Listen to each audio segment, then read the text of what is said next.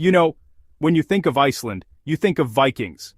These guys were incredible sailors and traders. They settled Iceland way back in the 9th century. But here's the thing, they didn't have their own coins. It's a common misconception. People think Vikings were all about treasure chests full of gold coins, but the reality was a bit different. For everyday business, they used a system of barter. A farmer might trade wool for tools, or a fisherman might trade dried fish for grain.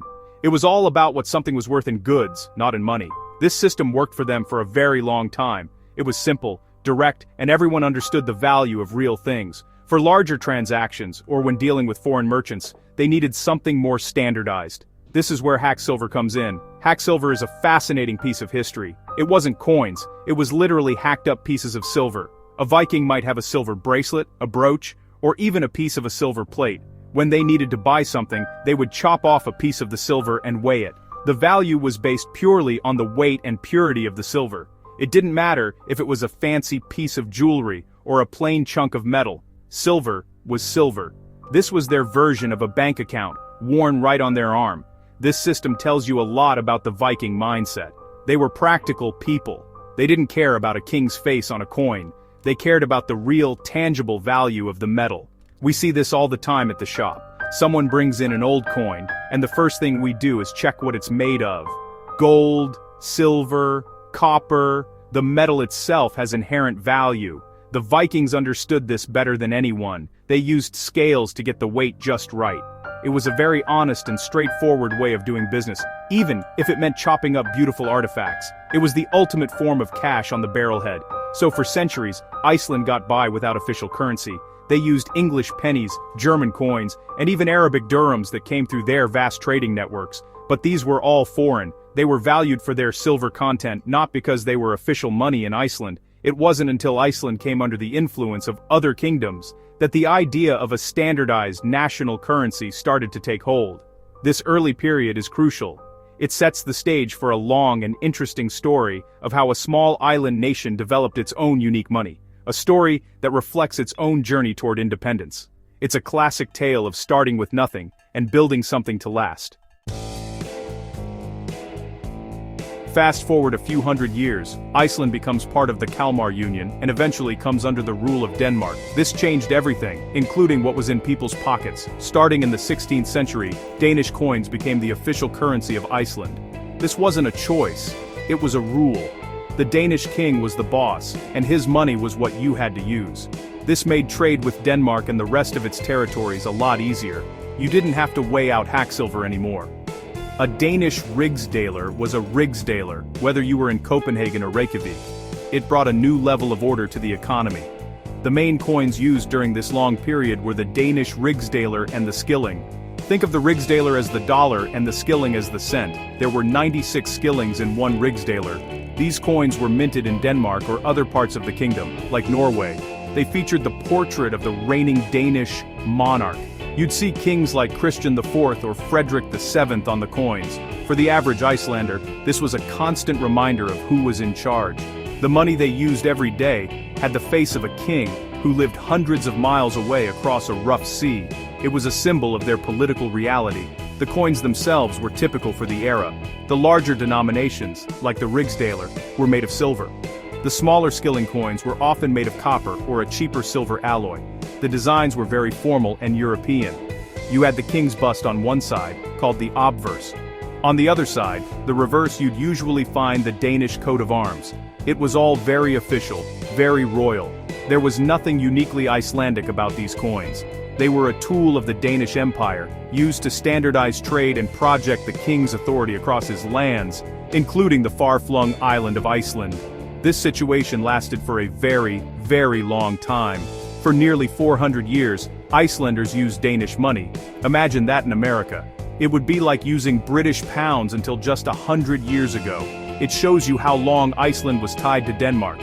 While it simplified commerce, it also meant that Iceland's economy was tied directly to Denmark's. If Denmark had financial problems, Iceland had financial problems. This lack of monetary control was a big deal. It became one of the key issues as Icelanders began to dream of governing themselves. The story of their coins is the story of their independence. The late 19th and early 20th centuries were a time of great change for Iceland. A powerful independence movement was growing. people wanted more control over their own affairs. In 1918, Iceland became a sovereign state in a personal union with Denmark. This was a huge step.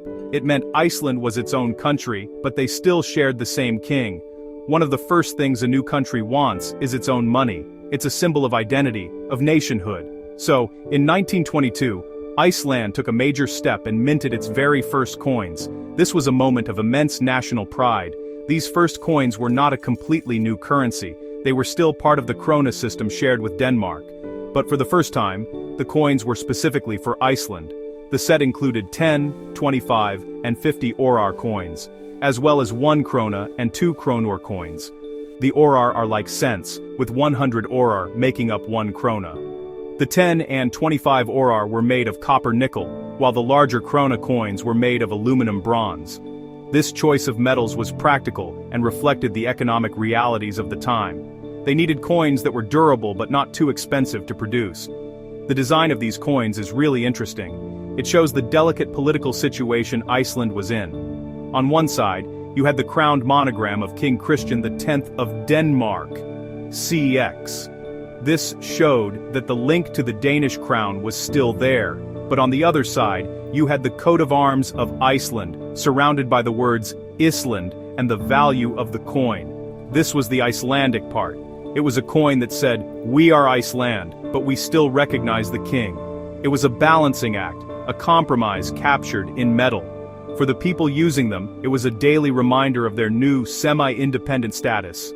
These first coins were a massive hit in Iceland. People collected them and cherished them. It was more than just money. It was a tangible piece of their national identity. Before this, they were using coins that could have been from anywhere in the Danish Empire. Now they had coins that said Iceland right on them. It might seem like a small thing, but symbols are powerful. Having your own coins is like having your own flag. It tells the world who you are. This first series of coins, minted from 1922 to the early 1940s, paved the way for a fully independent Icelandic currency. It was the first chapter in Iceland's modern monetary history. In 1926, something really unusual happened in the world of Icelandic coins. They introduced a new set of örar coins with a very distinct feature. They had a hole in the middle. This included the 1, 2, and 5 örar coins. Now, you might ask, why put a hole in a coin? It seems strange, but there was a very practical reason for it. These were coins of very low value, and the government wanted to save on metal, which was expensive. By punching a hole in the center, they could produce the coins using less bronze. It was a clever bit of economic engineering. These holy coins, as collectors sometimes call them, were also designed to be easily distinguishable from other coins. In a time when many people might not have been able to read well, being able to identify a coin by touch was very important. You could immediately feel the hole and know you were holding one of the low-value örar coins. This prevented confusion with the more valuable 10 and 25 örar coins, which were solid. It's a great example of design serving a real-world purpose.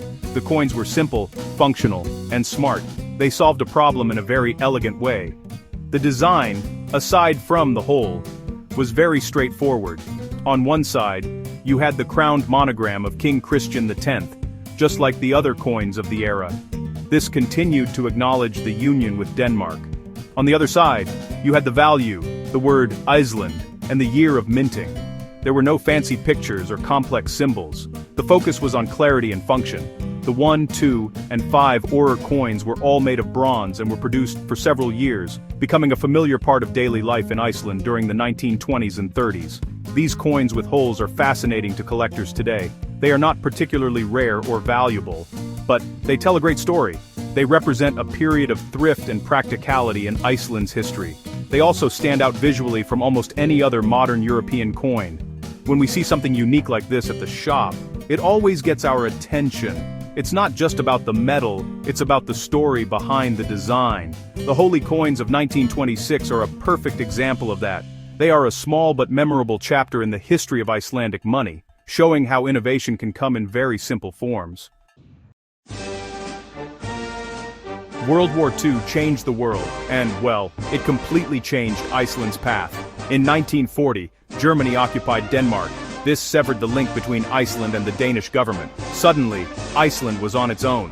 The British, and later the Americans, occupied Iceland to prevent it from falling into enemy hands. This period, known in Iceland as the Blessed War, brought a lot of foreign soldiers and honestly, a lot of money onto the island. It also pushed Iceland to take the final step toward full independence. On June 17, 1944, the Republic of Iceland was formally established. A new nation was born. With the king gone and a republic declared, Iceland needed new coins. The old coins with the king's monogram were no longer appropriate. So, in 1944, a new series of coins was designed. This was a moment of incredible significance. For the first time ever, Icelandic coins would have no connection to a foreign monarch.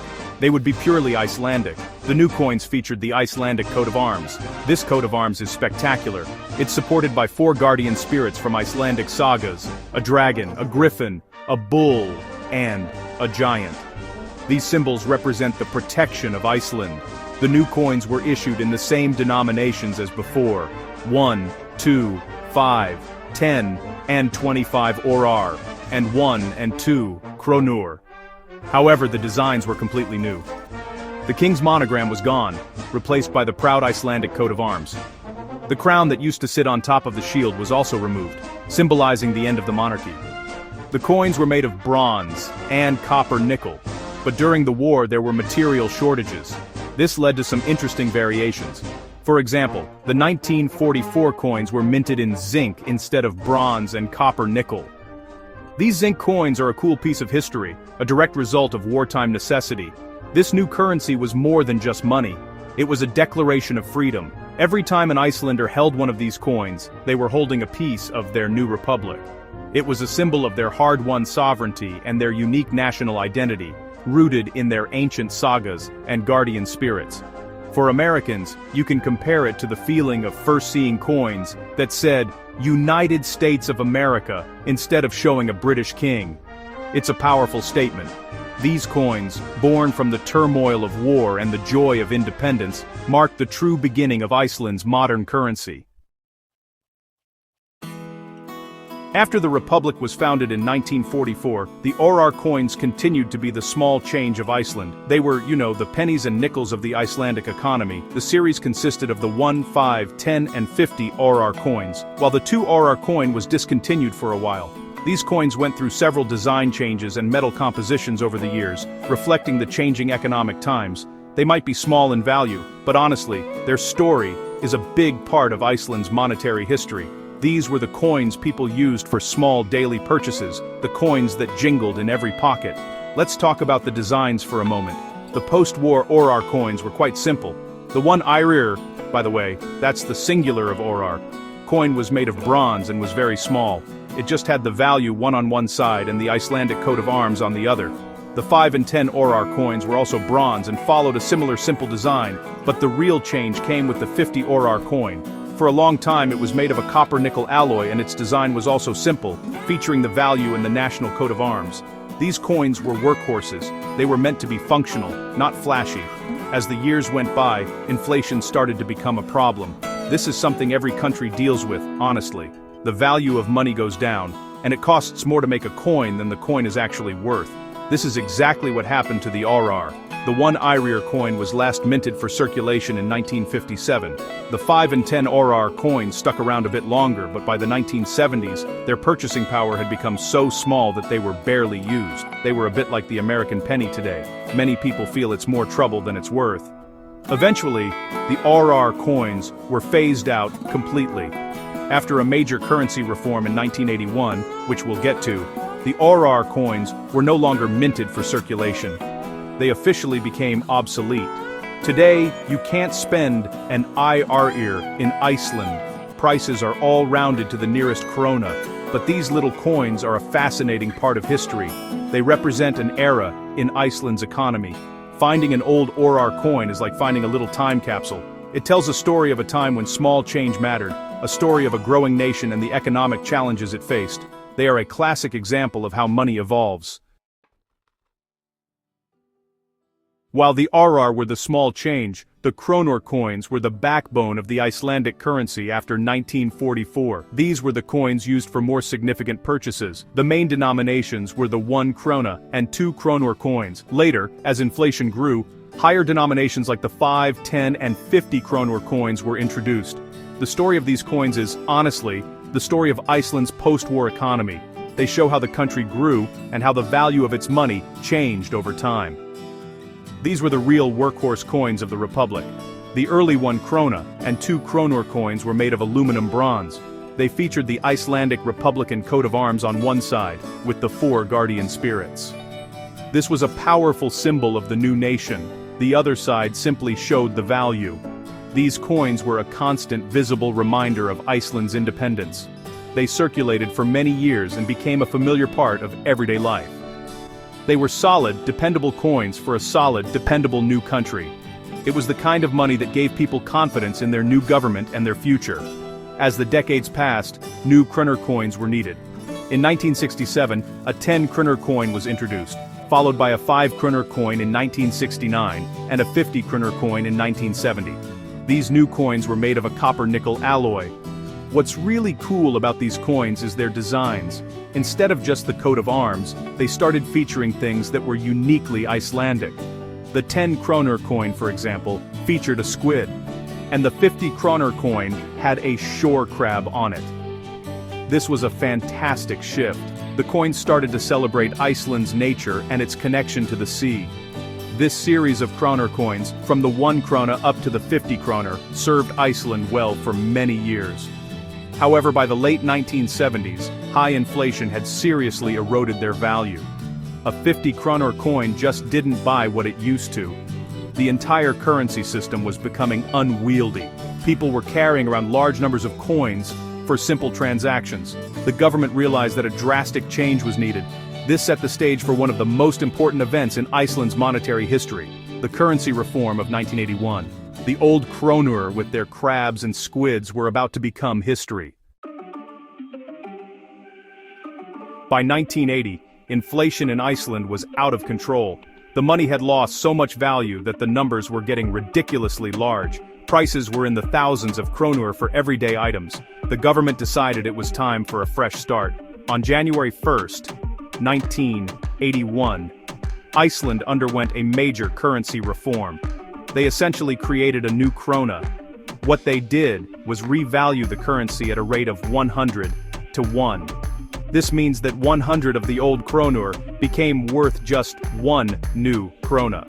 It was like lopping 2 zeros off of every price tag in the country. This reform meant that a whole new set of coins was needed. The old orar and kronur coins were withdrawn from circulation. The new system was much simpler. The orar were gone for good. The new coins were the 5, 10, and 50 orar, which were really just temporary and quickly faded, and the 1 and 5 kronur coins. The new 1 krona coin was now worth what 100 old kronur had been worth the day before. This was a huge psychological shift for the public. It simplified accounting and made the currency feel more stable and valuable again. It was a bold move, but honestly, a necessary one. The design of these new coins is what makes them truly special. The government decided to dedicate the entire series to Iceland's marine life. This was a brilliant idea, celebrating the industry that is the lifeblood of the nation. Fishing. The 1 krona coin features a codfish, the most important fish in Iceland's history and economy. The 5 kronur coin shows 2 dolphins. The 10 kronur coin has 4 kaplan, a small but vital fish. And the 50 kronur coin features a shore crab. These designs are beautiful, modern, and deeply meaningful. They connect the nation's money directly to its identity and livelihood. This new series of coins was a huge success. They were introduced in 1981 and are, with some modifications, still the coins used in Iceland today. The reform stabilized the currency and gave the country a monetary system that was fit for the modern world. Higher value coins, the 50 and 100 kronur, were added later as needed. For anyone visiting Iceland, these fish coins are one of the first things you notice.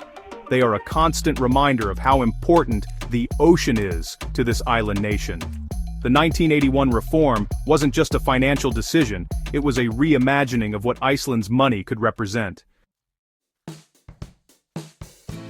Today, if you go to Iceland, the coins you'll use are the direct descendants of that 1981 reform. They are a beautiful and practical set of money that tells a story about the nation. The current circulation coins are the 1, 5, 10, 50, and 100 kronur. The orar are long gone, a relic of a different economic time. The lowest value coin, the 1 krona, is made of nickel-plated steel and still proudly features the Atlantic cod. It's a small coin, but it represents the foundation of the Icelandic economy. It's the coin that started it all in the new system. The other coins continue the theme of marine life. The 5 kronur coin, also nickel-plated steel, shows the 2 dolphins. The 10 kronur coin, with its 4 kapellin, is made of the same material. In 1987, a 50 kronur coin was introduced. This one is larger and made of a nickel-brass alloy, giving it a golden color. It features the shore crab, just like one of the older coins, but in a new, modernized design. Finally, in 1995, the 100 kronur coin was introduced. This is the highest value coin in circulation.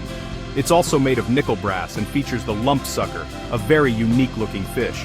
These coins are more than just currency, they are ambassadors for Iceland. Every tourist who visits takes a few of these coins home. They are beautiful souvenirs that perfectly capture the spirit of the country. The designs are clean, artistic, and educational. They show a nation that is proud of its natural resources and its connection to the sea. In a world where many coins just have portraits of politicians or generic national symbols, Iceland's choice to celebrate its marine fauna is refreshing and memorable. It makes their money stand out. Looking to the future, the fate of these coins is the same as coins everywhere. More and more, people are using credit cards and digital payments, especially in a tech-savvy country like Iceland. The use of physical cash is declining. However, these coins will always have a place in history. From hacksilver and Danish skillings, to royal monograms and republican coats of arms, and finally to the fish that sustain the nation, Icelandic coins tell the story of a people's journey. They are a physical record of their fight for independence, their economic struggles, and their deep love for their island home. And that's a story worth more than any price you can stamp on a piece of metal.